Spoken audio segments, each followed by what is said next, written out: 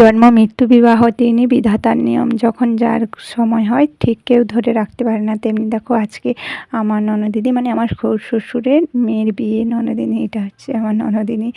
আর দেখো আজকে যেহেতু গায়ে হলুদ, তাই দেখো ওকে গায়ে হলুদের জন্য সবাই রেডি করিয়ে দিয়েছি।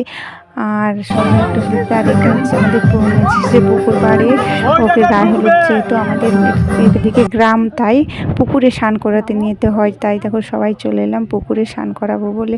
গায়ে হলুদের পর পুকুরে স্নান করে তারপর দেখো বিয়ের জন্য রেডি করাতে হয়। আর বরের বাড়ি থেকে যেহেতু হলুদটা এসেছে আমাদের পুরো 12টার সময়, তারপর দেখো পুরো রৌদ্রুর সময়, পুরো দুপুর টাইমে গায়ে হলুদ।